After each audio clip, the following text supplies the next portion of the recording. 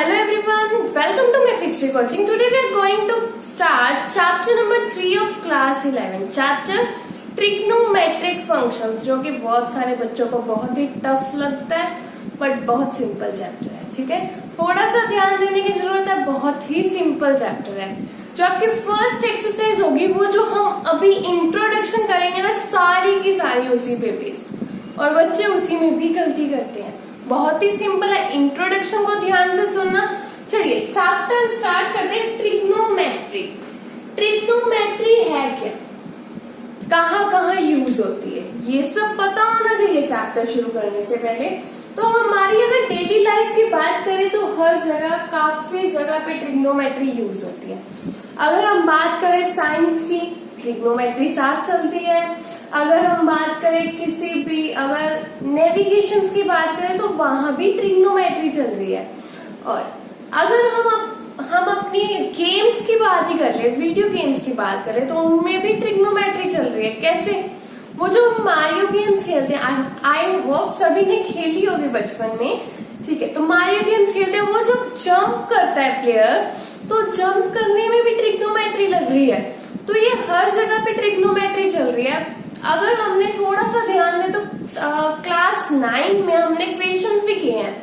Trigonometry को use करके height find करते थे. कोई ट्री होता था, उसकी हाइट फाइंड करते थे. वो कैसे करते थे? ट्रिग्नोमेट्री फंक्शंस के साथ ही करते थे. तो वही ट्रिग्नोमेट्री हमें टफ लगते हैं जो हम अपनी डेली लाइफ में यूज कर रहे हैं, जिसको हम बार बार देखते हैं. ठीक है, तो थोड़ा सा ध्यान से समझेंगे आज ट्रिग्नोमेट्रिक फंक्शंस. सबसे पहले इस ट्रिग्नोमेट्री फंक्शंस में हम लोग क्या बात करेंगे? एंगल की. एंगल की जब बात करेंगे तो एंगल भी हम पढ़ते आ रहे हैं काफी टाइम से. अगर तो मैं बात करती हूँ, अगर ये मेरी इनिशियल साइड है, पहले मेरी ये साइड है, फिर मैंने इसको क्या किया, थोड़ा सा रोटेट किया, ऐसे कर दिया, तो इसने कुछ ना कुछ जो पहले था अब ये बन गया ये चीज.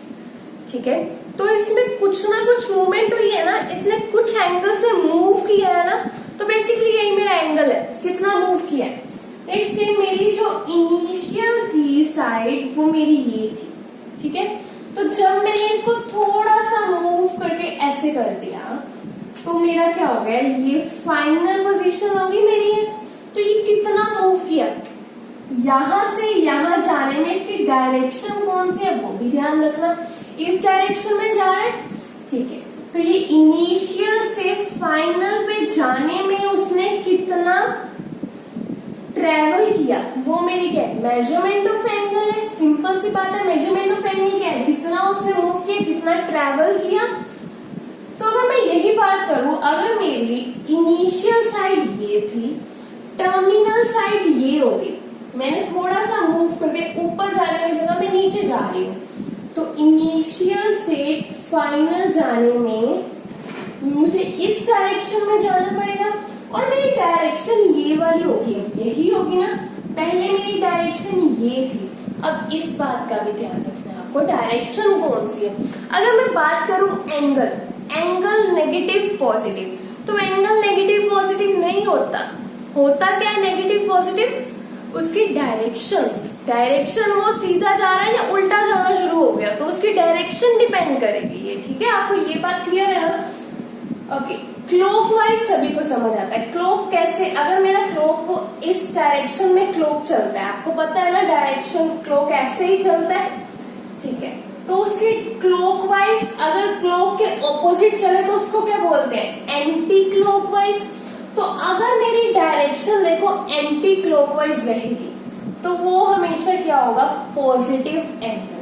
एंटी क्लॉकवाइज में पॉजिटिव होगा. ठीक है, उल्टा जाने में पॉजिटिव, क्लॉक के उल्टा जाने में. अगर मेरी डायरेक्शन क्लॉकवाइज है तो वो क्या हो जाएगा, एंगल नेगेटिव हो जाएगा. मैं आपको एग्जांपल लेके बताऊंगा. सबसे पहले आपको क्लियर होना चाहिए, क्लॉकवाइज जाएंगे तो नेगेटिव, जब हम क्लॉक के साथ साथ चल रहे हैं तो नेगेटिव, उल्टा हो रहा है यहाँ पे. ठीक है ना, जब मैं क्लॉक के उल्टा जाना शुरू कर दूंगी तो वो मेरा पॉजिटिव एंगल देगा. हो गया हमारा एंगल. ठीक है, एंगल के बाद देखो यहाँ पे मेजरमेंट ऑफ एंगल्स भी समझ आए. मेजर ऑफ एंगल क्या हो, कितना उसने मूव किया, कितना डिस्टेंस मूव किया, वो हमारी मेजरमेंट्स हो जाएंगी.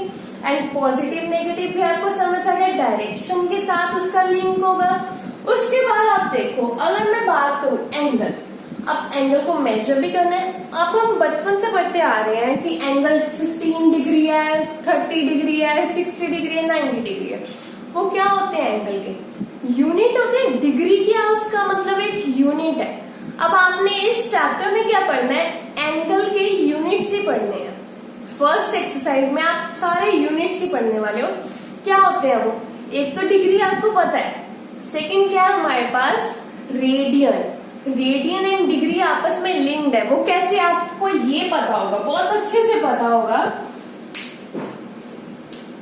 360 डिग्री इज इक्वल्स टू 2 पाई, ये हम पढ़ते आते हैं, है ना। हम बोलते हैं कि 2 पाई क्या होता है, ये भी बोलते हैं pi is equals to 180 degree. ये दोनों रिलेशन आपको पता होंगे, बट आपको क्या ये पता है 2 पाई क्या है, पाई क्या है, ये तो पता है डिग्री है, एंगल का यूनिट है। तो ये 2 पाई एंड पाई क्या है, यही सब आज हम फाइंड करने वाले हैं। तो यहाँ पे देखो क्या बनेगा, अगर मैं एक सर्कल ले रही हूं, सर्कल भी छोड़ो, अगर मैंने ये मार्कर ऐसे पड़ा है, इसको मैं इस तरह से मूव करती हूँ तो ये मेरा क्या बन रहा है, एक सर्कल बन रहा है ना। तो मैं अगर सर्कल की बात करूं, लेट्स से ये सर्कल है जो ओवल सा बन गया, ठीक है। तो सर्कल में अगर मैं, ये इसका मिड पॉइंट हो गया एंड ये इसका रेडियस हो गया। अगर मैं सर्कल को डिवाइड करती हूँ 360 इक्वल पार्ट्स में, कैसे, इसके मैं 360 इक्वल पार्ट्स कर लूं, यहाँ पे तो पॉसिबल नहीं होंगे मेरे से 360 पार्ट्स करने, ठीक है। तो इस तरह से मैं 360 पार्ट्स लेट से कर लूं, तो हर इक्वल पार्ट्स करने हैं।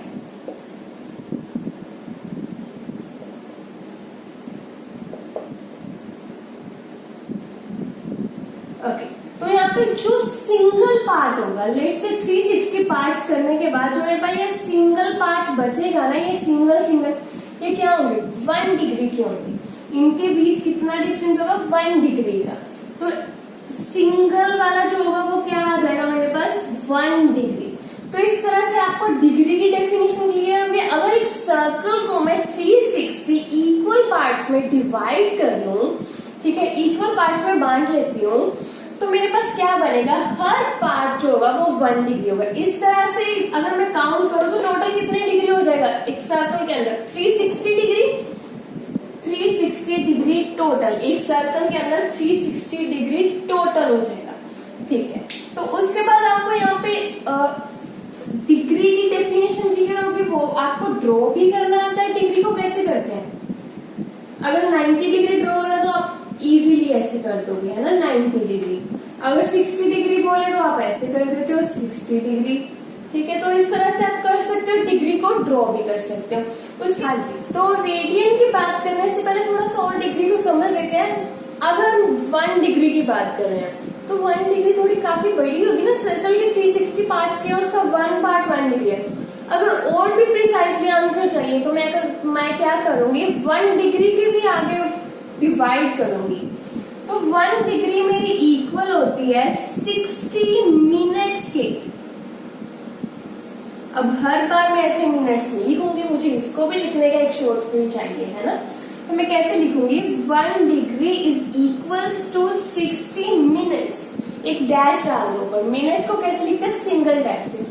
और भी प्रिसाइजली आंसर चाहिए, और भी एक्यूरेट आंसर चाहिए मुझे, तो 1 मिनट किसके इक्वल होगा, 60 सेकेंड्स के, ठीक है। ये तो आपको पता ही है 1 मिनट किसके इक्वल होता है, 60 सेकेंड के इक्वल होता है। तो 1 minute is equal to 60 second को कैसे लिखेंगे, डबल डैश, 2 डैश डाल, ठीक है।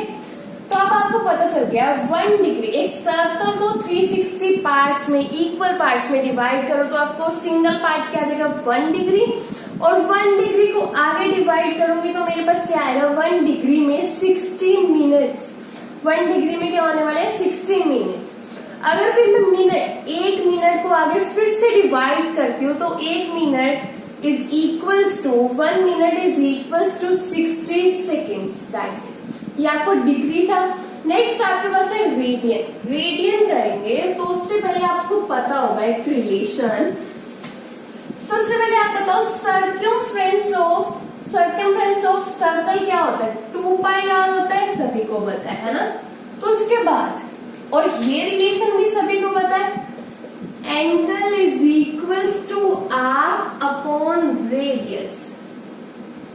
अब आपको समझ आ गया, मैं सर्कल की बात करने वाली हूं, है ना। तो अगर मेरे पास एक सर्कल है, सर्कल का रेडियस में क्या मान लू? 1 मान लू, ठीक है। तो यही अगर जितना रेडियस था उतनी ही मैं आर्क ले रही हूं, 1 लेट से 1 सेंटीमीटर की ले लो, चाहे अगर मैं 1 यूनिट की ही यहाँ पे आर्क ले रही हूं, तो यहाँ पे रेडियस अगर ये 1 है तो ये रेडियस भी तो 1 ही होने वाला है ना, ठीक है। तो ये भी 1 है। तो अगर मैं इस रिलेशन में पुट करती हूँ, ये मुझे एंगल चाहिए ना, एंगल मेरा कितना आ जाएगा? Angle is equals to arc कितनी है मेरी? 1, रेडियस कितना है मेरा? 1 यूनिट, है ना। तो which is equals to 1। Ultimately अगर आपके ये और ये दोनों इक्वल है ना, तो आपका जो एंगल है हमेशा 1 रहने वाला है, ठीक है। उसके बाद अगर मैं बात करूं, वेट, अगर मेरे पास सर्कल के अंदर रेडियस मेरा 1 यूनिट है, यूनिट कोई भी हो सकता है ना, वहां पे कोई भी यूनिट्स ले सकते हो, ठीक है। एंड जो मेरी आर्क है वो 1.5 यूनिट्स की है, ठीक है, 1.5 है। तो उसके बाद यहाँ पे मुझे एंगल चाहिए। एंगल क्या होने वाला है मेरा? आर्क मेरी 1.5, रेडियस मेरा 1, ठीक है। तो यहाँ पे मेरा अल्टीमेटली एंगल क्या आ जाएगा? 1.5। और अगर मैं बात करूं सर्कमफ्रेंस ऑफ सर्कल की, तो अगर मेरा रेडियस 1 है तो सर्कमफ्रेंस क्या आने वाला है? 2 पाई इंटू 1, वो क्या बन जाएगा? 2 पाई। जब मेरा यूनिट रेडियस है, 1 रेडियस है, तो मेरा सर्कमफ्रेंस क्या है? 2 पाई। ये क्लियर है आपको? तो ये रेडियन के बारे में था। इससे आगे आपने क्या करना है, आपके जो एक्सरसाइज में क्या है, आपको यहाँ पे भी डिपेंड करेगा। अगर ये नेगेटिव डायरेक्शन में जा रहा है, इससे नीचे जाएगा तो ये नेगेटिव में आ जाएगा एंगल, वही सारा, ठीक है। उसके बाद आपको कन्वर्ट करना आना चाहिए रेडियन को डिग्री में, डिग्री को रेडियन में। यही आपके क्वेश्चंस है।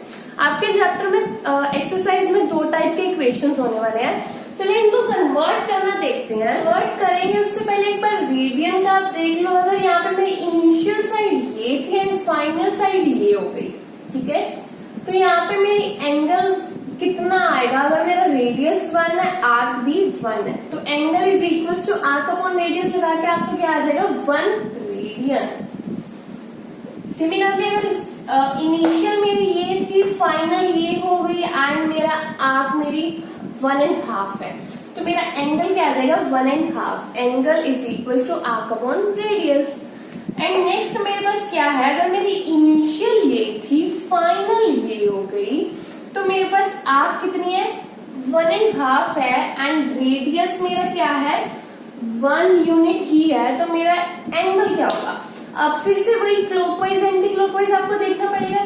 ये क्या जा रहे हैं? एंटी क्लॉकवाइज तो पॉजिटिव, एंटी क्लॉकवाइज पॉजिटिव, ये क्या हो गया? क्लॉकवाइज जाना शुरू हो गया।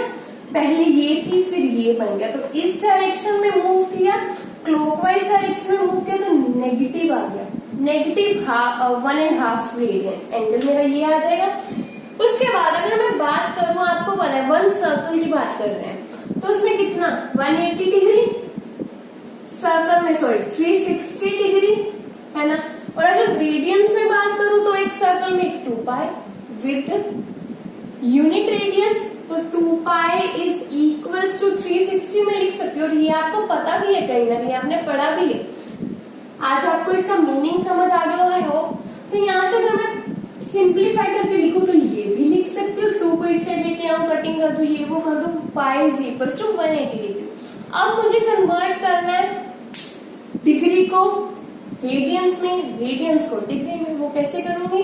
अगर यहाँ से मेरे पास क्या है? पाई रेडियन, ये मेरे पास क्या होता है? रेडियन होता है basically, is equals to 180 degree. ये है मेरे पास। तो अगर मुझे 1 रेडियन फाइंड करना है यहाँ से, तो 1 रेडियन फाइंड करने के लिए मैं क्या करूंगी, पाई को उस साइड ले जाऊंगी, 180 ओवर पाई डिग्री, है ना। अगर मुझे उसके बाद बोला जाए कि 30, अच्छा वो आगे करते हैं, चलो पहले उसके पहले आप क्या देखो, अगर मुझे बोल दे 6 रेडियंस को कन्वर्ट करो डिग्री में, तो मैं क्या करूंगी, दोनों साइड 6 से मल्टीप्लाई कर दूंगी सिंपली। पहले 1 की वैल्यू आपको पता है तो 6 से मल्टीप्लाई कर दो, 180 बाई पाई इंटू 6 डिग्री। तो इस तरह से आप कर सकते हो। सिमिलरली अगर डिग्री को रेडियन में कन्वर्ट करना है तो कैसे करोगे, 180 को इस साइड ले आओ, 1 degree is equals to pi over 180 radian. और अगर आपको कितनी भी 30 डिग्री बोला है, 30 डिग्री को रेडियंस में कन्वर्ट करो, आप दोनों साइड 30 से मल्टीप्लाई कर दो, 30 degree is equals to pi over 180 into 30 radian. तो इस तरह से आप कन्वर्ट कर सकते हो। आई होप आप क्लियर होगा। क्लियर नहीं भी होगा तो इससे नेक्स्ट वीडियो में बहुत सारे क्वेश्चंस करने वाले हैं इसी पे बेस। डिग्री को कन्वर्ट करो रेडियन में, रेडियन को डिग्री में, तो उससे आपको और भी क्लियर हो जाएगा, और भी एक्यूरेट आंसर फाइंड करेंगे। यहाँ पे तो हमने ऐसे ही छोड़ दिया, उसको कन्वर्ट करेंगे मिनट्स में, सेकंड्स में कन्वर्ट करेंगे, फिर आंसर फाइंड करेंगे, ठीक है। डोंट वरी अगर आपको ये पार्ट समझ नहीं भी आया अच्छे से, तो सिंपली हमने किया क्या, आपको अब फॉर्मूला याद नहीं करना कि 1 डिग्री में इतने रेडियंस, 1 रेडियन में इतनी डिग्री, आपको याद क्या करना है, 2 pi radian is equals to 360 degree. Simply आपको ये याद रखना है, ठीक है।